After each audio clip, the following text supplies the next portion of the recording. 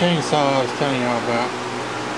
And not sure if you can see that, but that nut there, stud is stripped out completely, ain't got no threads on it.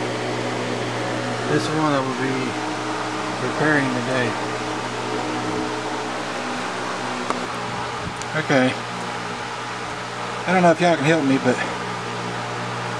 I've tried everything, tried to get this stud out, and I can't do it myself. If y'all got any kind of special tools or any kind of hints or anything, they're welcome. This thing's a booger. Thank y'all. Okay, I'm not sure if y'all can see this or not, but my question is, I feel like it's melted right there. And it's also on the recoiler. And I guess there's pads behind here. And they look like they might have been melted too. Also, there's a crack right here.